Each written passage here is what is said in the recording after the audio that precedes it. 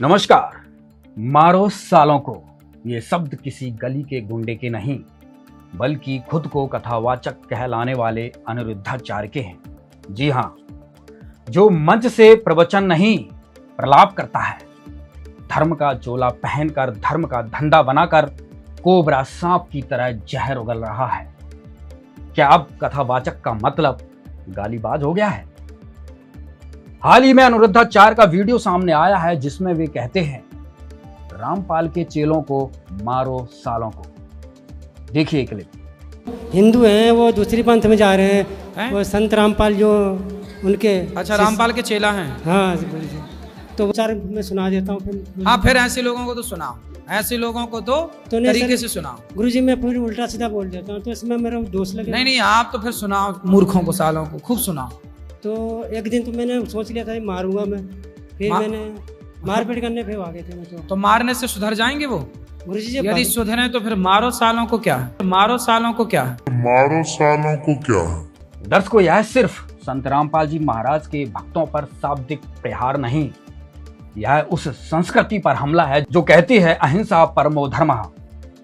यह उस संविधान की तौहीन है जो कहता है वसुधैव कुटुंबकम। क्या भारत में किसी धार्मिक प्रवचन मंच से इस तरह का हिंसात्मक भाषण शोभा देता है? दर्शकों, वैसे तो अनिरुद्धाचार्य कोई संत या कथावाचक नहीं है, बल्कि आज वर्तमान में अनिरुद्धाचार्य सनातन धर्म की अंतरराष्ट्रीय बेइज्जती बदनामी कराने वाले सबसे बड़े नौटंकीबाज व्यक्ति हैं। क्या किसी कथावाचक को यह शोभा देता है? क्या यह वही सनातन धर्म है जो अहिंसा और शांति की शिक्षा देता है? आइए इन्हीं सवालों का जवाब देने के लिए आज हमारे साथ जुड़ रहे हैं विशेष मेहमान। हमारे साथ हैं पंडित धर्मदत्त शर्मा जी, जो सनातन परंपरा का वर्षों से प्रतिनिधित्व करते आ रहे हैं। दूसरी ओर हैं सुप्रीम कोर्ट के वकील गिरीश भारद्वाज जी, जो हमारे आज के मुद्दे पर संवैधानिक पक्ष रखेंगे। वहीं हमारे साथ लक्ष्मण दास, जो संत रामपाल जी महाराज के शिष्य हैं। चलिए शुरू करते हैं आज की विचार गोष्ठी। नमस्कार पंडित जी, आप वर्षों से सनातन परंपरा को समझाते और सिखाते आए हैं, आप क्या कहेंगे अनिरुद्धाचार्य के इस बयान पर? देखिए, सनातन धर्म कभी भी किसी को हिंसा का बढ़ावा नहीं देता। हमारा धर्म कहता है अहिंसा परमो धर्म। संस्कृति में ऐसे है, ऐसी बाणी बोलिए मन का आपा खोए, औरन को शीतल करे आपो शीतल होए। ये अमृत वचन देती है। मुझे कहने में आज जरा भी संकोच नहीं, क्योंकि कुछ कथावाचक सनातन धर्म की गरिमा को ठेस पहुंचा रहे हैं। अनिरुद्धाचार्य जैसे कह रहे हैं रामपाल के चेलों को मारो सालों को। क्या ये बात उनको उस मंच से कहनी शोभा देती है? इस प्रकार की वो भाषा प्रयोग कर रहे हैं। इसी मंच से कभी ज्ञान की गंगा बहती थी, सुंदर कथाएं होती थीं, आज उसी मंच से गाली और अपशब्द हो रहा है। कुछ कथावाचक उसी मंच से अपशब्द और गालियां और हिंसा भड़काने का काम कर रहे हैं। धर्म किसी की निजी जागीर नहीं। अगर किसी से मतभेद है तो शास्त्रों के अनुसार ज्ञान चर्चा करें, प्रश्न करें, लेकिन अभद्रता तो सनातन धर्म का पतन है। मैं एक सनातनी होने के नाते स्पष्ट करना चाहता हूं कि अनिरुद्धाचार्य जी का व्यवहार निंदनीय ही नहीं बल्कि धर्मद्रोह के बराबर है। उन्हें कभी भी उस मंच से किसी को भी गाली नहीं देने का अधिकार है। कहाँ लिखा है कि हम उस मंच से गाली देंगे? अरे भगवान राम की कथा कहने के मन से आप गाली का प्रयोग कर रहे हैं। हमें तो ये बात पसंद नहीं है। हो सकता है हमारे जो भाई हैं, जो हमारी जनता है, उनको ही पसंद नहीं हो। दर्शकों ध्यान दीजिए, यह वही भारत है जहां सर्वधर्म समभाव की बात की जाती है। सवाल यह है कि क्या कोई कथावाचक मंच से हिंसा भड़का सकता है? नमस्कार गिरीश जी, क्या एक पब्लिक स्पीकर को इस प्रकार के भड़काऊ बयान देने की छूट है? देखिए अभिषेक जी, पहले तो मैं आपको बताना चाहूँगा कि अनिरुद्धाचार्य जो कि इस समय एक गुरु और संत के पद पर बैठे हुए हैं, ऐसे पद पर बैठे हुए व्यक्ति को बहुत ही सोच समझकर मंच पर कोई बात बोलनी चाहिए। और जिस तरीके का बयान ये अनिरुद्धाचार्य ने दिया है वो बिल्कुल ही शर्मनाक है, जो बताता है कि उनके अंदर कितना ज्ञान है और कितने वो परिपक्व हुए हैं। क्योंकि इस तरीके बयान से ये जो संत अनिरुद्धाचार्य ने जो बोला है, इस तरीके के बयान से ये साफ जाहिर होता है कि उनके अंदर ज्ञान की कमी है। अगर इस तरीके से कोई संत बयान देता है और गाली के साथ संबोधित करता है तो इससे आपको पता लग जाएगा कि वो संत है या नहीं है। और अनिरुद्धाचार्य ने अपने प्रोग्राम में जो संत रामपाल जी महाराज जी के शिष्यों के लिए जो टिप्पणी की है वो बहुत ही शर्मनाक है। शर्मनाक तो है ही। भारतीय न्याय संहिता धारा 195, 297 और 350 के तहत ये दंडनीय अपराध भी है। संत रामपाल जी महाराज जी के शिष्य बहुत ही शांति प्रिय हैं और उनका कोई भी मतलब इस तरीके का आज तक कोई भी ऐसा एक्ट नहीं देखा गया जिससे ये कहा जा सके कि वो समाज में कोई भी समाज विरोधी काम कर रहे हैं या कोई भी धर्म विरोधी काम कर रहे हैं। और जहाँ तक कि अनिरुद्धाचार्य ने जो ये बोला है कि संत रामपाल जी महाराज जी के शिष्यों को मारने के लिए और पीटने के लिए, भाले तलवार उठाने के लिए, तो ये बहुत ही शर्मनाक है। और इससे पता लगता है कि अनिरुद्धाचार्य कितने परिपक्व हुए हैं। एक संत और एक कथावाचक, मैं तो कथावाचक ही कहूँगा, एक कथावाचक को इस तरीके के बयान जो है मंच से नहीं देने चाहिए। इसके बहुत खतरनाक परिणाम जो है हो सकते हैं। देखिए अभिषेक जी, भारतीय न्याय संहिता के अंतर्गत जिस तरीके के बयान इन्होंने अनिरुद्धाचार्य ने दिए हैं ये एक कानूनी अपराध है।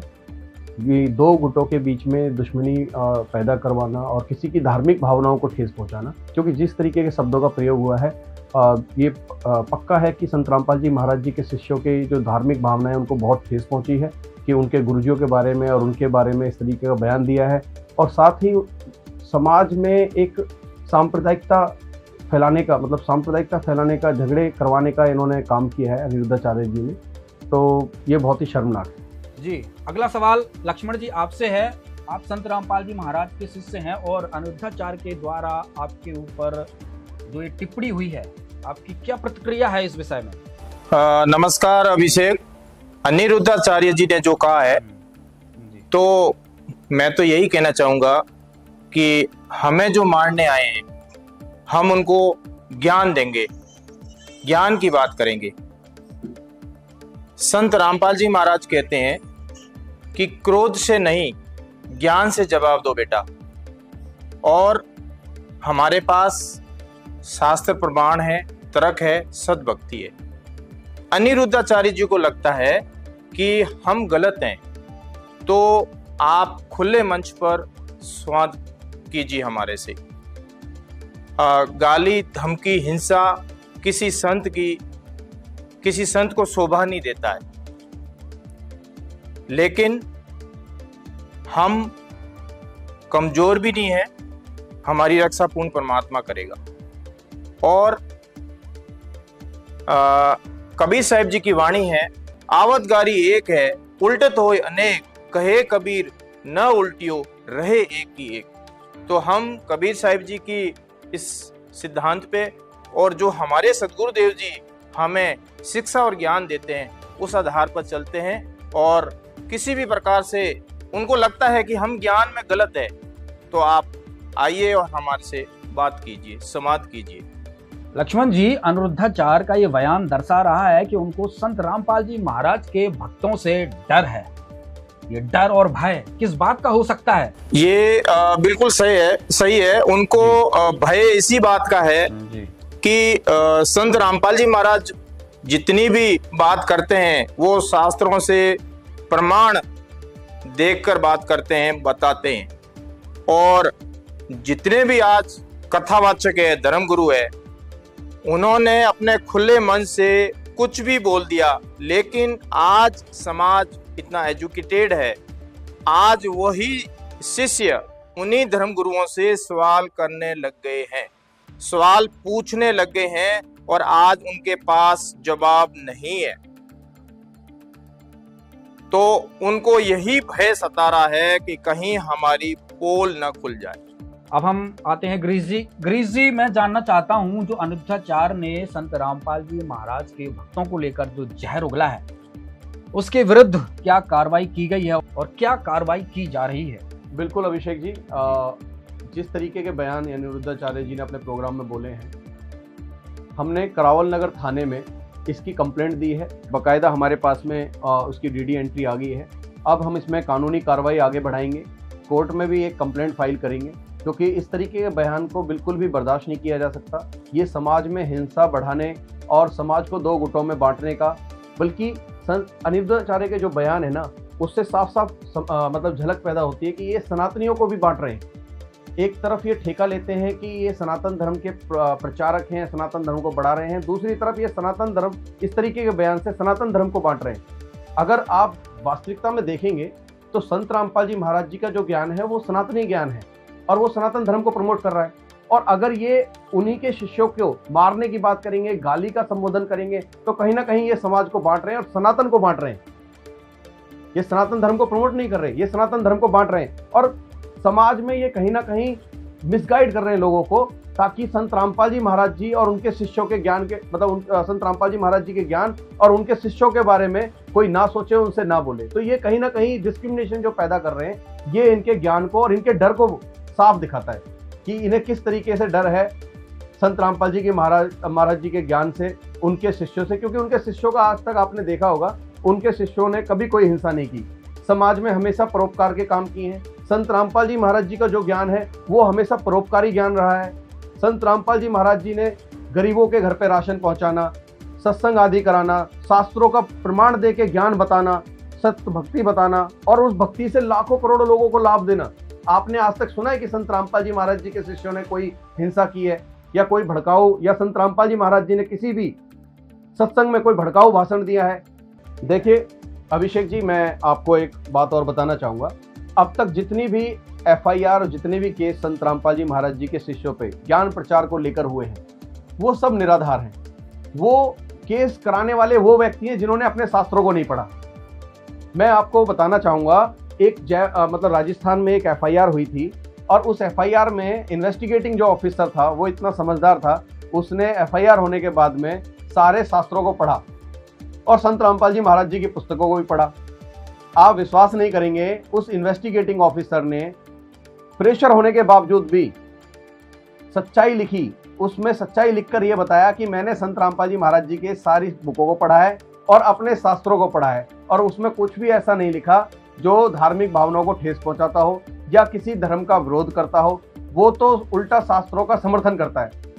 जो संत रामपाल जी महाराज जी का ज्ञान है वो शास्त्रों का समर्थन करता है और उनके बताए हुए ज्ञान के द्वारा ऐसा कहीं भी प्रतीत नहीं होता कि वो हिंदू विरोधी है। तो इस तरीके की अगर आप देखेंगे, इन्वेस्टिगेटिंग ऑफिसर एक समझदार व्यक्ति है, वो सारे केसों को उसने जो है डिटेल में जांचा है और वो अपने इस तरीके से बयान दे रहा है।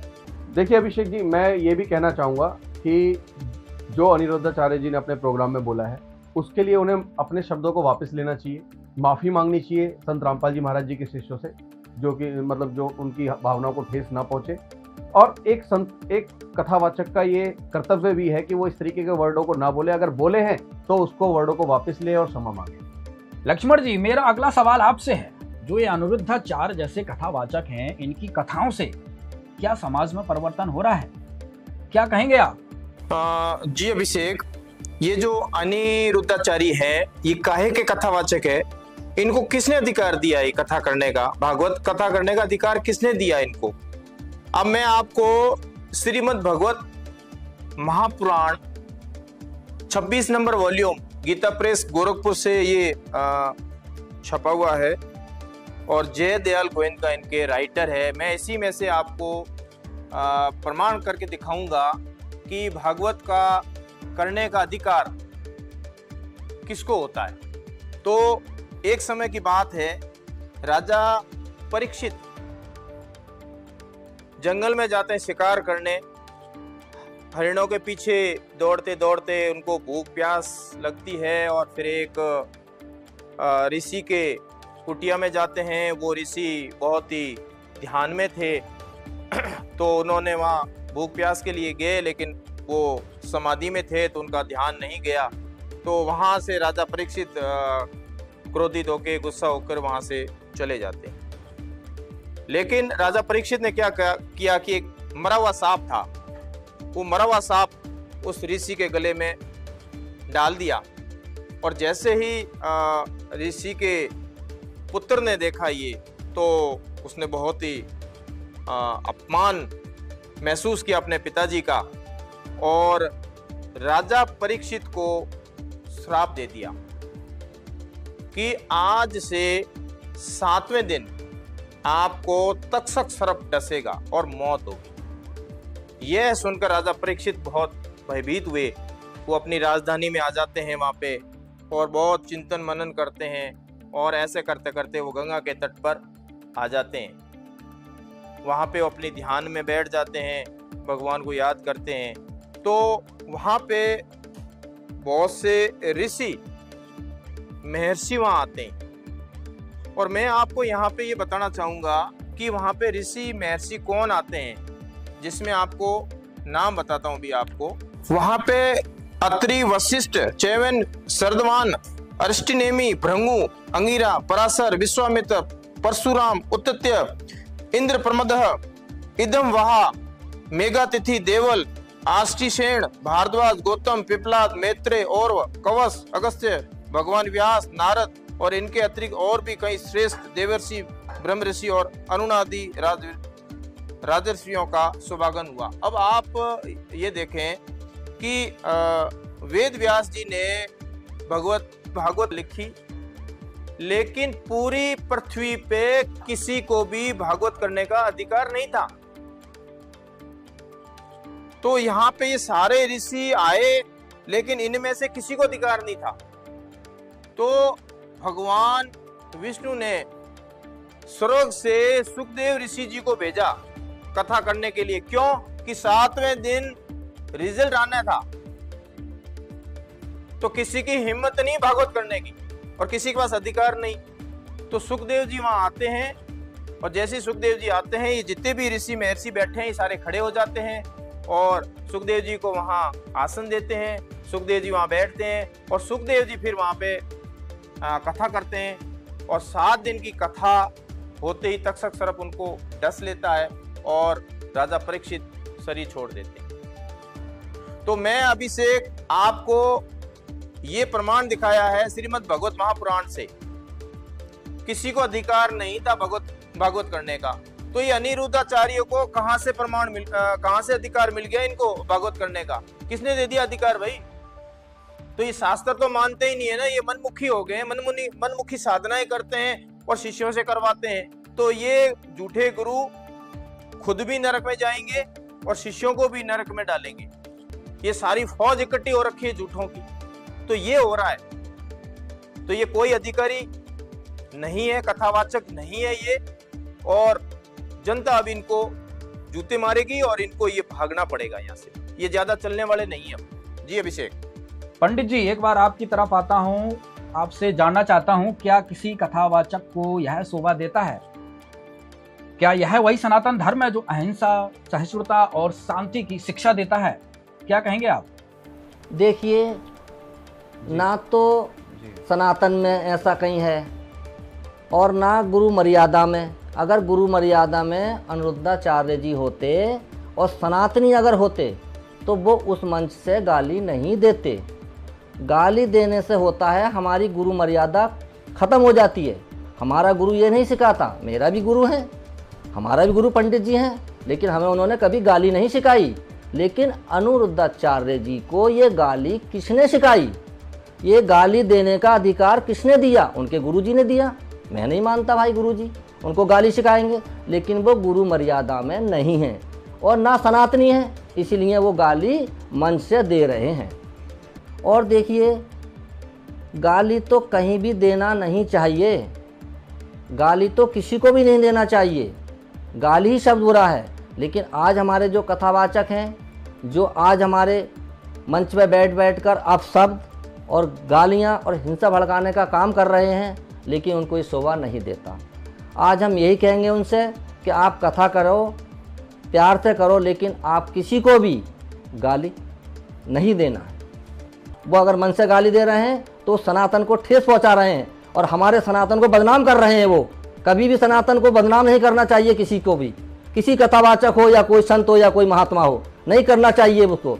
सनातन हमारा सबसे बड़ा धर्म है और आज उनको गाली नहीं दी है, आज हम सब सनातन को गाली दी है उन्होंने। इस बात को अनिरुद्धा आप समझ लो कभी भी आप किसी को गाली नहीं दोगे। आप कथा करिए, आपको कथा का अधिकार दिया गया है तो कथा करिए। आप गाली क्यों दे रहे हैं किसी को? आपको ये अधिकार नहीं है। आप समझिए, आज एक मैं पंडित आया हूँ, कल को 100 पंडित आएंगे। हमें बदनाम कर रखा है, तुम्हारी वजह से हमारा सिर नीचे हो रहा है। आज हम मंच पर आए हैं, लेकिन इसी कारण से आए हैं, हमने सुना तुम्हारा प्रवचन। क्या गाली प्रवचन होता है? और कल को तुम माँ बहन की गाली भी दोगे। आज तुम साले और मारो काटो ये कर रहे हो, क्या आपका अधिकार बनता है?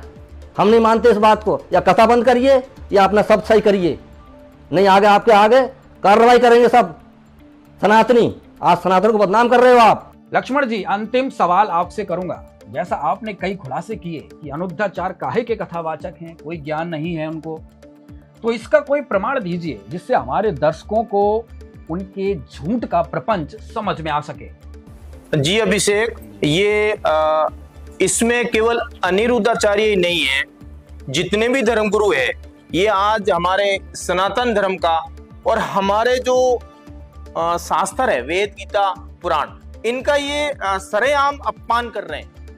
इनको ज्ञान ही नहीं है, ये कथाओं में क्या कह रहे हैं और इनमें शास्त्रों में क्या लिखा हुआ है। तो ये सरेआम अपमान कर रहे हैं और ये अपमान अब हम नहीं सहेंगे।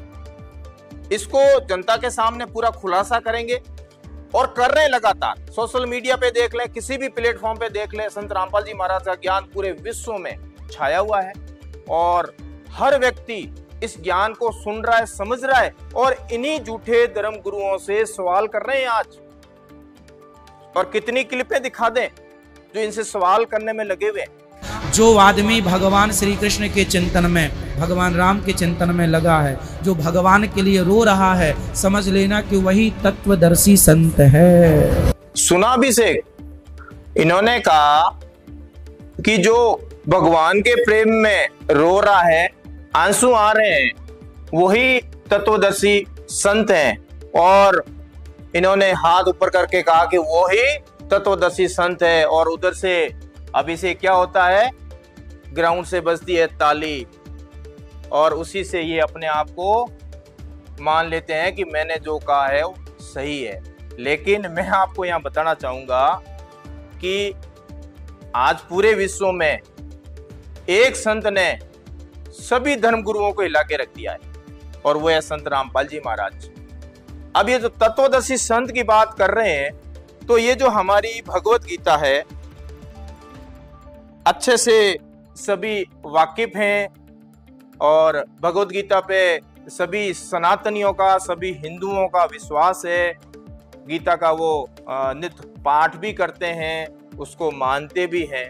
तो ये जो श्रीमद् भगवत गीता है और ये 17 नंबर वॉल्यूम है अभिषेक, और इसके राइटर है जय दयाल गोविंद का और ये गीता प्रेस गोरखपुर से छपी हुई है। अब कोई ये नहीं कह सकता है कि ये तो संत रामपाल जी महाराज ने छापी है, तो ये तो भाई हमने तो छापी नहीं है, ये तो गीता प्रेस गोरखपुर से छपी हुई है। और इसमें क्या कहा गया है, गीता अध्याय 15 श्लोक 1 क्या कह रहा है हमारा।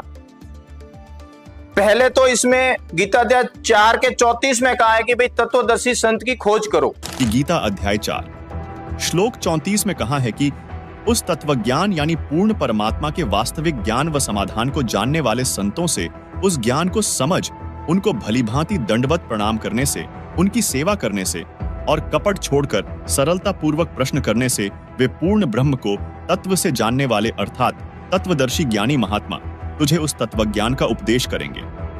इससे स्पष्ट है कि गीता जी में वह तत्वज्ञान नहीं है, अन्यथा गीता ज्ञानदाता तत्वदर्शी संत की शरण में जाने को नहीं कहता। क्या बताया है कि ये एक संसार रूपी उल्टा लटका हुआ वृक्ष समझो, पूरा विश्व सब ब्रह्मांडों समेत, और जिसकी ऊपर को जड़ है, नीचे को तीनों गुण रूपी शाखा है। श्रीमद् भगवत गीता अध्याय नंबर 15 के श्लोक नंबर 1 से लेकर 4 में ये स्पष्ट किया है, इस उल्टे लटके हुए संसार रूपी वृक्ष की जानकारी दी है। अब आपको ये उल्टा लटका हुआ संसार रूपी वृक्ष दिखाते हैं, फिर आसानी से जो दास सब सदग्रंथों से रूबरू करने जा रहा है, आपको आसानी से समझ जाएंगे। देखिएगा, ये समझो एक संसार रूपी वृक्ष है पूरा।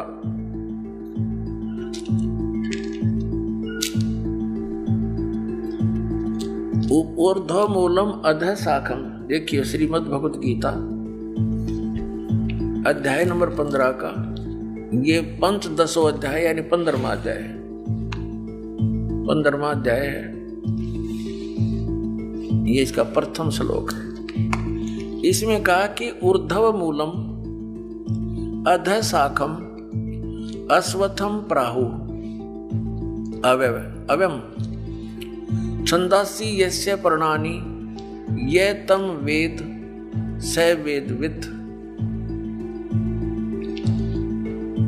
ऊर्ध्व मूलम इसका अर्थ है कि ऊपर को जड़ और नीचे को शाखा। अधः माने नीचे होता है, ये भ्रमित है, इन्होंने गलत कर दिया। अधः माने ब्रह्मा रूप मुख्य शाखा वाले, नहीं। ये दूसरा अध्याय में 15वें अध्याय के दूसरे श्लोक में 2 बार अधः है, अधः अधः। इसका अनुवाद इन्होंने इसके अगले पृष्ठ पे किया है।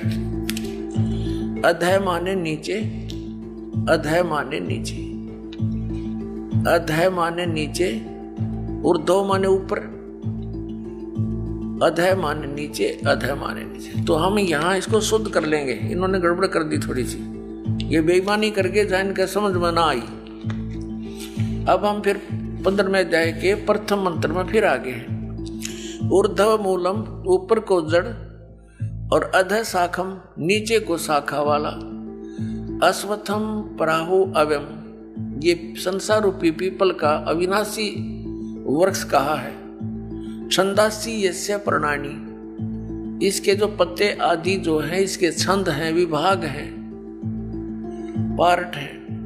ये तम वेद उन सभी भागों को जो जानता है, तम उस अज्ञान अंधकार में छपे हुए उन सब विभागों को जानता है। स वेदवित् वह वेद के तात्पर्य को जानने वाला है, अर्थात वो तत्वदर्शी संत है। ये देखिएगा, आदि पुरुष परमेश्वर रूप मूल वाले, ये भाव कहने का ये है कि ऊपर को जो जड़ है ये वाली, ये ऊपर को जो जड़ है ये तो समझो ऊर्ध्व मूलम तो है आदि पुरुष परमेश्वर यानी परम अक्षर ब्रह्म, ये तो है वो सच्चिदानंद घर ब्रह्म समझो ये जड़ें तो।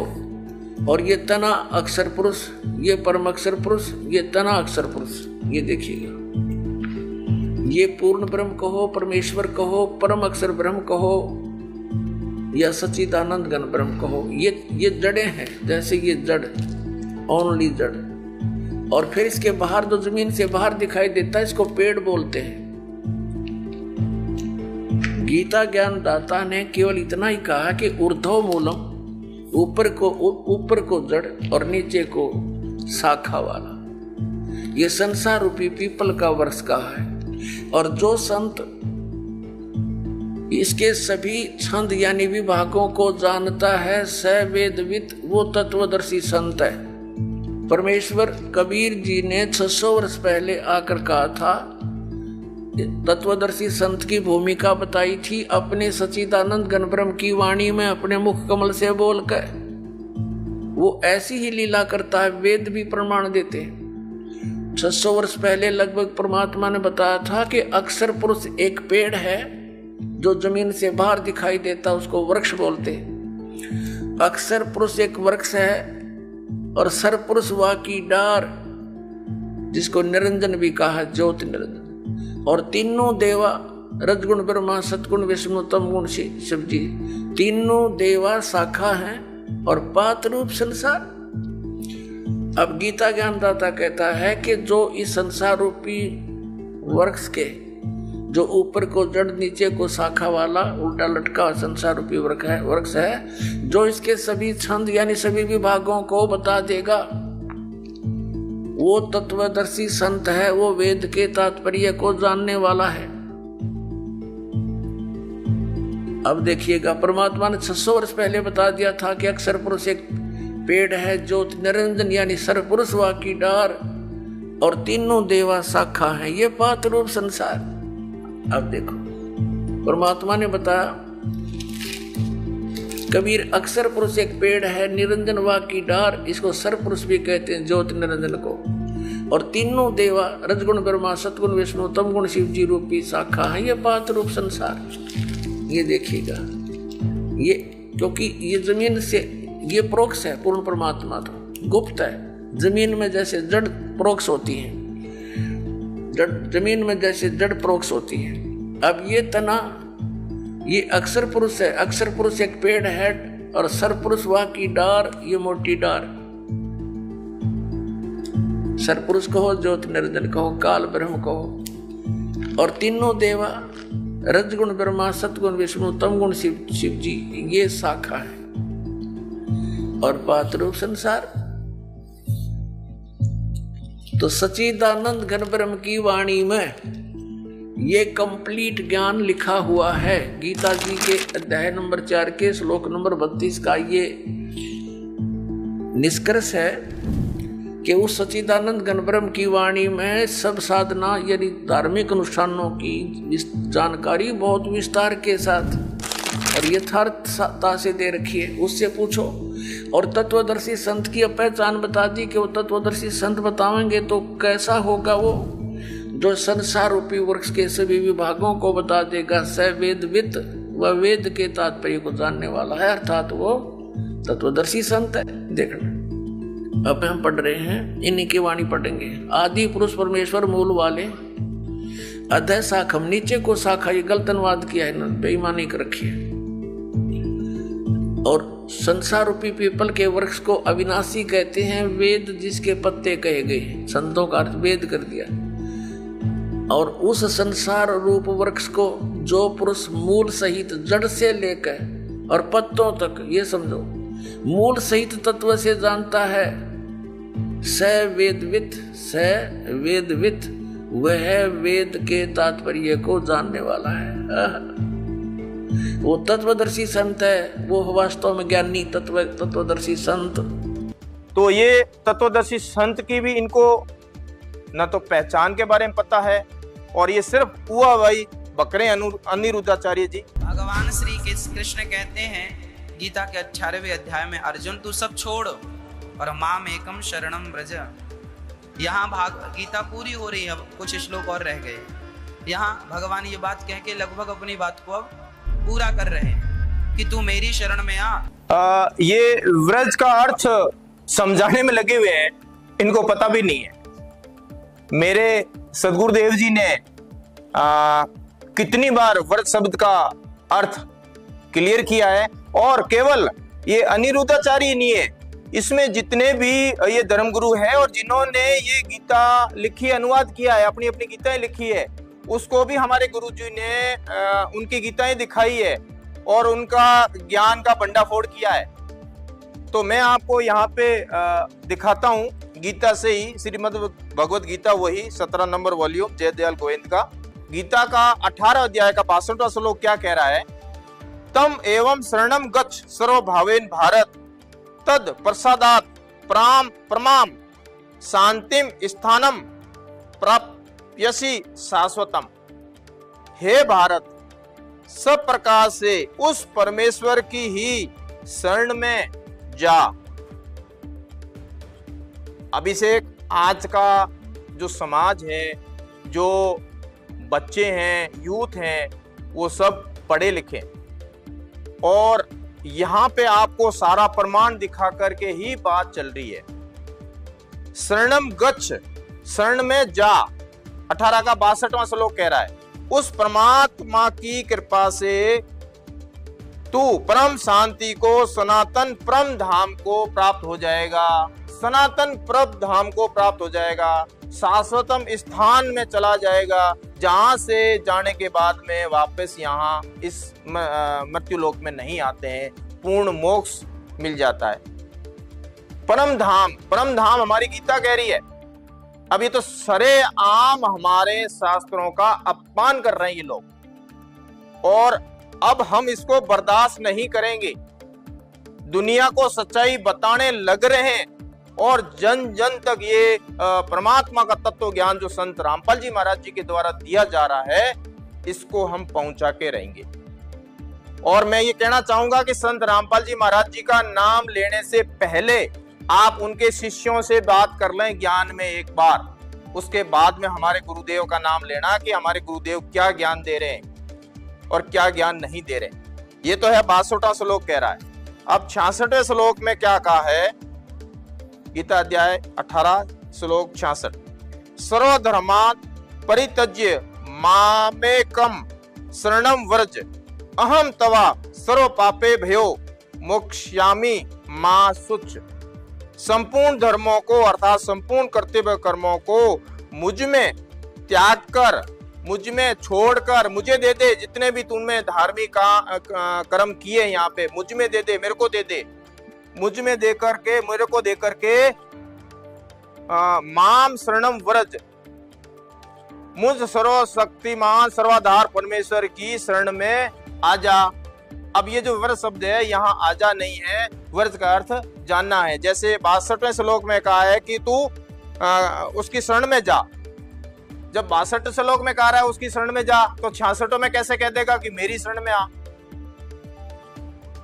तो यहाँ पे व्रज का अर्थ होता है जाना।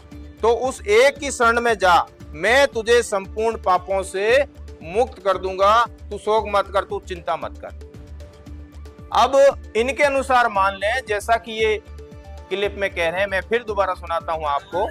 भगवान श्री कृष्ण कहते हैं गीता के 18वें अध्याय में, अर्जुन तू सब छोड़ और माम एकम शरणम व्रज। यहाँ गीता पूरी हो रही है, अब कुछ श्लोक और रह गए। यहाँ भगवान ये बात कह के लगभग अपनी बात को अब पूरा कर रहे हैं कि तू मेरी शरण में आ। अब ये अनिरुद्धाचार्य जी, मूर्ख बनाना तो छोड़ो और मेरी शरण में आ, अगर आपके अनुसार मान लें तो गीता का दूसरे अध्याय का 7वां श्लोक क्या कह रहा है। अनिरुद्धाचार्य जी, आप गीता उठा के देखो, उसको पढ़ो पहले और फिर किसी को आप बताओ ज्ञान। गीता अध्याय दूसरा श्लोक 7वां क्या कह रहा है कि कायरता रूप दोष से उपहत हुए स्वभाव वाला धर्म के विषय में मोहित चित्त हुआ, मैं आपसे पूछता हूं कि जो साधन निश्चित कल्याणकारक हो वो मेरे लिए कहिए, क्योंकि मैं आपका शिष्य हूं और आपके शरण हुए मुझको शिक्षा दीजिए। आपके शरण हुए, वो तो पहले से ही शरण में था अनिरुद्धाचार्य जी। गीता अध्याय 2 श्लोक 7वां कह रहा है, वो तो पहले से ही शरण में था। फिर 18 के 66 में कहां से कह दिया कि मेरी शरण में आ जाओ, तो पहले से ही शरण में था। दर्शकों, गीता अध्याय 18 श्लोक 66 में गीता ज्ञानदाता इसलिए अपने से अन्य परमेश्वर की शरण में जाने को कह रहा है, क्योंकि इस सृष्टि को बनाने वाला अविनाशी परमात्मा तो गीता ज्ञानदाता से अन्य है, जिसकी शरण में गीता ज्ञानदाता स्वयं है, जिसके विषय में गीता अध्याय 15 श्लोक 4 में गीता ज्ञानदाता कहता है, उसके पश्चात उस परम पदरूप परमेश्वर को भली भांति खोजना चाहिए, जिसमें गए हुए पुरुष फिर लौटकर संसार में नहीं आते और जिस परमेश्वर से इस पुरातन संसार वृक्ष की प्रवृत्ति विस्तार को प्राप्त हुई है, उसी आदि पुरुष नारायण के मैं शरण हूं। तथा गीता अध्याय 15 श्लोक 16 में कहा है कि इस लोक में 2 पुरुष प्रसिद्ध हैं, क्षर पुरुष यानी गीता ज्ञानदाता ब्रह्म तथा अक्षर पुरुष यानी परब्रह्म। ये दोनों प्रभु तथा इनके अंतर्गत सर्व प्राणी नाशवान हैं, आत्मा तो सबकी अमर है। फिर गीता अध्याय 15 श्लोक 17 में कहा है कि उत्तम पुरुष अर्थात पुरुषोत्तम। तो गीता अध्याय 15 श्लोक 16 में वर्णित क्षर पुरुष यानी गीता ज्ञानदाता, ब्रह्म तथा अक्षर पुरुष यानी परब्रह्म से कोई अन्य ही है, जिसे परमात्मा कहा गया है, जो तीनों लोकों में प्रवेश करके सबका धारण पोषण करता है, वह वास्तव में अविनाशी है, जिसके विषय में गीता ज्ञानदाता ने गीता अध्याय 8 श्लोक 20 से 22 में भी विवरण दिया है। इसलिए इसने गीता अध्याय 18 श्लोक 63 में कहा है कि इस प्रकार गोपनीय से अति गोपनीय ज्ञान मैंने तुझसे कह दिया, इस रहस्य युक्त ज्ञान को पूर्णतया भलीभांति विचार कर जैसे चाहता है वैसे ही कर। फिर अगले ही श्लोक 64 में कहा है कि संपूर्ण गोपनीयों से अति गोपनीय मेरे परम रहस्य युक्त हितकारक वचन तुझे फिर कहूंगा, इसे सुन। यह पूर्ण ब्रह्म मेरा पक्का निश्चित इष्ट देव अर्थात पूज्य देव है, जिसकी शरण में गीता ज्ञान दाता स्वयं भी है।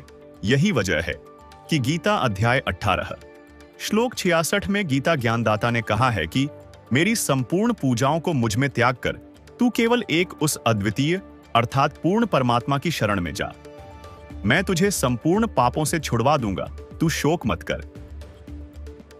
तो यहाँ पे ये बिल्कुल झूठे साबित हो रहे हैं इन अपने शास्त्रों से, जहां पे हमने आपको ये प्रमाण दिखाया है। तो ये बिल्कुल हमारे धर्म शास्त्रों का अपमान कर रहे हैं। और यही नहीं, इनके साथ जितने भी धर्म गुरु हैं वो सभी यही कर रहे हैं और सही ज्ञान दे रहे हैं हमारे गुरुजी तत्वदर्शी संत रामपाल जी महाराज जी। सभी अनुवादकर्ताओं ने भट्ठा बैठा रखा है। सभी ने कहा कि वर्ज माने आजा, आना, जबकि वर्ज माने जाना होता है। पहले इस शब्द को से क्लियर करते हैं। अब देखिएगा, संस्कृत हिंदी कोश वामन शिवराम आप्टे द्वारा इसका संग्रह किया गया है और यह है मोतीलाल बनारसी दास पब्लिशर्स प्राइवेट लिमिटेड, दिल्ली से प्रकाशित है। इसके 993 पृष्ठ है। वर्ज माने जाना, चलना, प्रगति करना, विदा होना, ये सारा है, निर्वासित होना। वर्ज माने जाना, आना नहीं होता। गो माने जाना है तो उसका अर्थ आना हो ही नहीं सकता। एक सीधी सी बात है। इंग्लिश वर्ड है गो, उसका अर्थ होता जाना, उसका अर्थ कम नहीं हो सकता। अगर कोई कम करता है तो उसने कोई ज्ञान नहीं। वर्ज माने जाना है तो उसका आना जिसने किया है उनको कति ज्ञान नहीं, उन्हें अनर्थ कर दिया। तो आपने देखा कि शब्दकोश में तो व्रज का अर्थ जाना ही है। अब देखते हैं हिंदू धर्म गुरुओं द्वारा अन्य अनुवादित गीता का ये श्लोक। अभी आप देख रहे हैं स्वामी ज्ञानानंद द्वारा अनुवादित गीता। अभी आप देख रहे हैं स्वामी राम सुखदास द्वारा अनुवादित गीता। अभी आप देख रहे हैं आसाराम बापू द्वारा अनुवादित गीता। अभी आप देख रहे हैं सुधांशु जी महाराज द्वारा अनुवादित गीता। अभी आप देख रहे हैं भक्ति वेदांत स्वामी प्रभुपाद द्वारा अनुवादित गीता। दर्शकों, कमाल की बात है, भक्ति वेदांत स्वामी प्रभुपाद इस्कॉन वालों ने संस्कृत के शब्दों का अर्थ करते हुए व्रज का मतलब जाना ही किया है। ये देखिए, इससे एक बात ये भी प्रमाणित होती है कि संत रामपाल जी महाराज व्रज का मतलब जाना जो बताते हैं वो बिल्कुल सही है, जो कि संस्कृत हिंदी शब्दकोश के अनुसार ठीक है। लेकिन हैरानी की बात यह है कि अध्यात्म ज्ञान की कमी के कारण स्वामी प्रभुपाद जी ने भी भावार्थ करते समय व्रज का अर्थ आना कर दिया, क्योंकि इनको भी भगवान श्री कृष्ण से ऊपर जो भगवान है उसका ज्ञान नहीं है, इसलिए व्रज का अर्थ भावार्थ करते समय आना कर दिया। ये आपने देखी 5 सुप्रसिद्ध धर्म गुरुओं द्वारा अनुवादित गीता, जिसमें सभी ने व्रज का अर्थ आना किया हुआ है, जो कि शब्दकोश से मिलान नहीं करता, जिससे स्पष्ट होता है कि गीता का ज्ञान किसी को नहीं है। अब देखते हैं संत रामपाल जी महाराज द्वारा अनुवादित गीता। अभी आप देख रहे हैं संत रामपाल जी महाराज द्वारा अनुवादित गीता। दर्शकों, गीता अध्याय 18 के श्लोक 66 का सही अनुवाद संत रामपाल जी महाराज द्वारा किया गया है। दर्शकों, ये देखकर हो सकता है किसी को ये बात हजम नहीं हो रही हो कि हमारे गुरुजन गलत अनुवाद कैसे कर सकते हैं। तो आपकी संतुष्टि के लिए इस व्रज शब्द की पुष्टि कुछ और प्रमाणों से करते हैं। क्या व्रज का अर्थ अन्य सदक ग्रंथों में जाना ही है या आना है? ये देखिए प्रमाण। विष्णु पुराण, शिव पुराण, वाल्मीकि रामायण से 3 अलग अलग धर्म ग्रंथों से प्रमाण देख रहे हैं। यहाँ पर व्रज शब्द संस्कृत में है, साथ ही हिंदी अनुवाद किया गया है जिसमें साफ शब्दों में व्रज का अर्थ जाना ही किया है। इससे पूर्ण रूप से सिद्ध हो गया कि गीता ज्ञान देने वाला किसी अन्य प्रभु अर्थात श्री कृष्ण जी से बड़े भगवान की शरण में जाने को कह रहा है, और वह बड़ा भगवान कोई और नहीं बल्कि कबीर जी हैं। तो आपके मन में आएगा कि कबीर जी कहां से भगवान हो गए, वे तो एक कवि थे। हम आपको बता दें, कबीर जी अलग से कहीं से नहीं आए, बल्कि जब राम, कृष्ण, ब्रह्मा, विष्णु, शिव, दुर्गा, ब्रह्म पर ब्रह्म की उत्पत्ति भी नहीं हुई थी, उस समय भी कबीर परमेश्वर विद्यमान थे, जिनका प्रमाण वेदों तथा गीता में भी मिलता है। गीता अध्याय 8 श्लोक 9 व 10 में लिखा है। गीता अध्याय 8 श्लोक 9। कविं पुराणं अनुशासितारम् अणोरणीयां समनुस्मरेद्यः सर्वस्य धातारमचिन्त्य रूपम् आदित्यवर्णं तमसः परस्तात्। कबीरदेव अर्थात कबीर परमेश्वर जो कवि रूप में प्रसिद्ध होता है, वह अनादि, सबके नियंता सूक्ष्म से भी अति सूक्ष्म सबके धारण पोषण करने वाला अचिंत्य स्वरूप सूर्य के सदृश नित्य प्रकाशमान है, जो साधक उस अज्ञान रूप अंधकार से अति परे सच्चिदानंद घन परमेश्वर का सुमरण करता है। गीता अध्याय 8 श्लोक 10।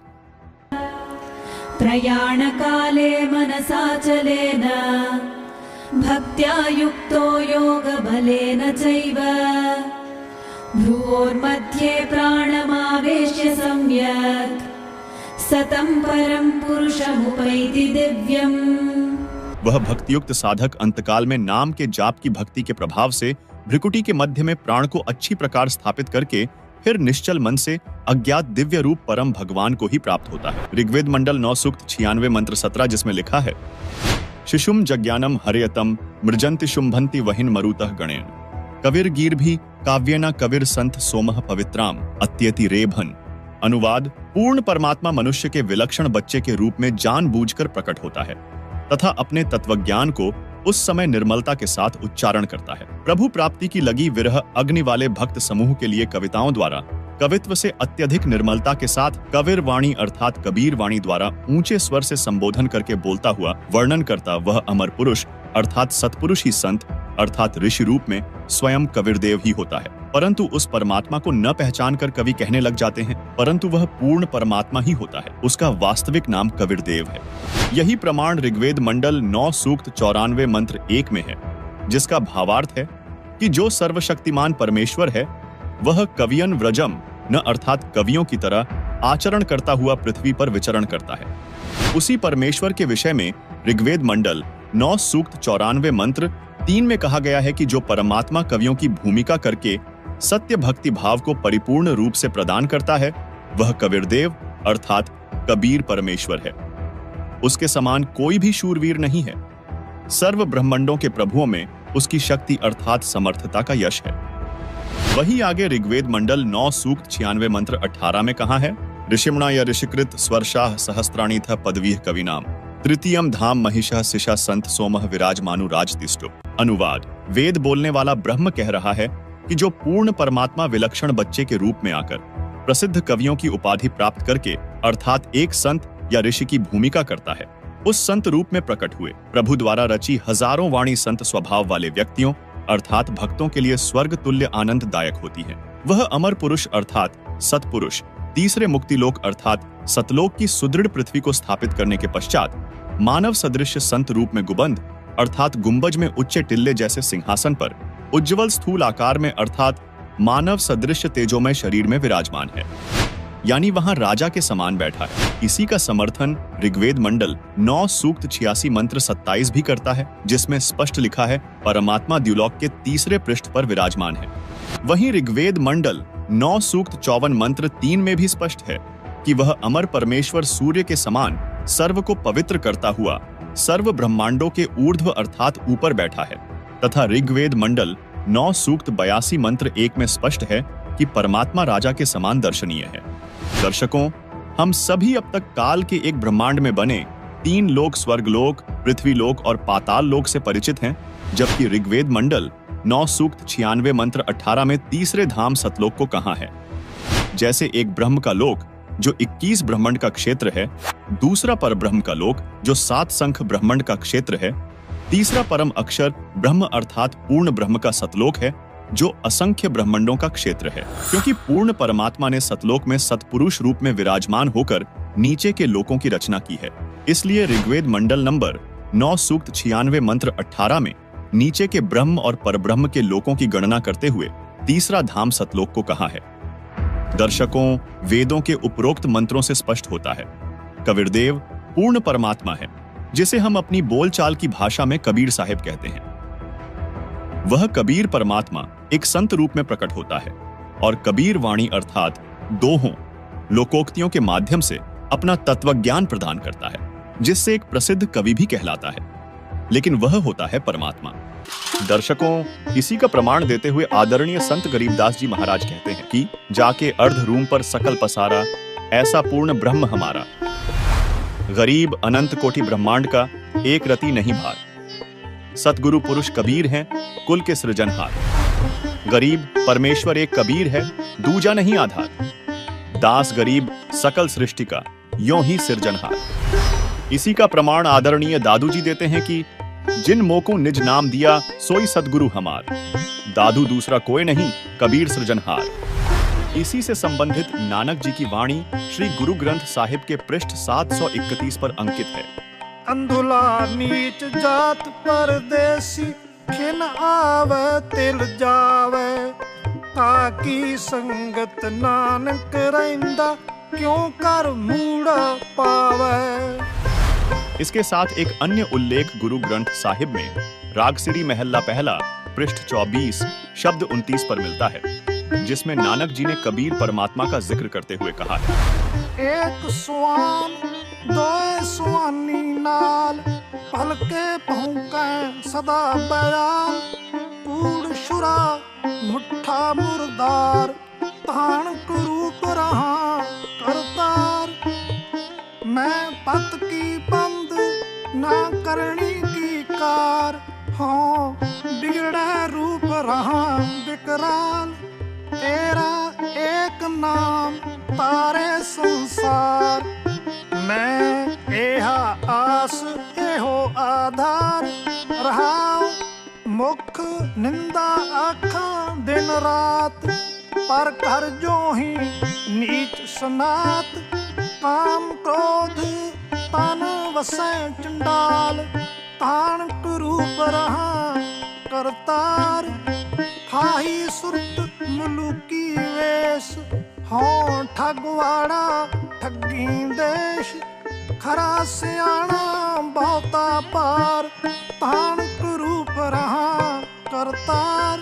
मैं कीता ना जाता हराम खोर, हाँ क्या मोह देसा दुष्ट चोर। नानक नीच कहे विचार, तान कुरूप रहा करतार।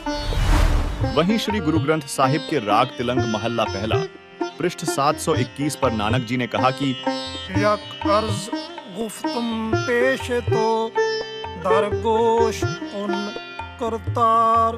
हका कबीर करीम तू बेऐब परवदगार। दुनिया मुकाम फानी तहकीक दिल दानी।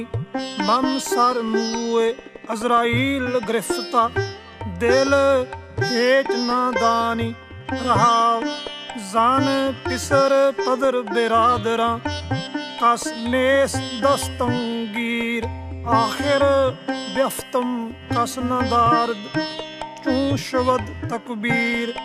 शब रोज गश्तम दर हवा, कर देम बदी ख्याल। घाहे नाने की कार करदम, मम ई चिनी अहवाल। बदबख्त हम चो बखील गाफिल, बेनजर बेबाक। नानक बगोयद जंतुरा, तेरे चाकरा पाखाक। अर्थात हे शब्द स्वरूपी करता, अर्थात शब्द से सर्व सृष्टि के रचनहार निर्गुणी संत रूप में आए दयालु सत कबीर, आप निर्विकार परमेश्वर हैं। आपके समक्ष अर्थात आपके द्वार पर पूरी तरह जानकर एक हृदय से विशेष प्रार्थना है कि हे महबूब, यह संसार रूपी ठिकाना नाशवान है। जीव के शरीर त्यागने के पश्चात अजराइल नामक फरिश्ता यमदूत बेरहमी के साथ पकड़कर ले जाता है। उस समय कोई साथी व्यक्ति जैसे बेटा पिता भाई चारा साथ नहीं देता। अंत में सर्व उपाय फर्ज अर्थात कोई क्रिया काम नहीं आती तथा आवाज भी बंद हो जाती है। प्रतिदिन की तरह न रुकने वाली चलती हुई वायु की तरह बुरे विचार गस्त करते रहते। शुभ कर्म करने का मुझे कोई जरिया अर्थात साधन नहीं मिला। ऐसे बुरे समय में हमारे जैसे नादान लापरवाह भक्ति और भगवान का वास्तविक ज्ञान न होने के कारण ज्ञान नेत्रहीन था तथा ऊवाबाई का ज्ञान कहता था। नानक जी कह रहे हैं कि हे कबीर परमेश्वर, आपकी कृपा से आपके सेवकों के चरणों की धूल डूबता हुआ बंदा पार हो गया। दर्शकों, इन सभी प्रमाणों से स्पष्ट होता है कि परम अक्षर ब्रह्म अर्थात पूर्ण ब्रह्म वास्तव में कबीर परमेश्वर जी हैं और यही हमारे लिए पूजा योग्य है।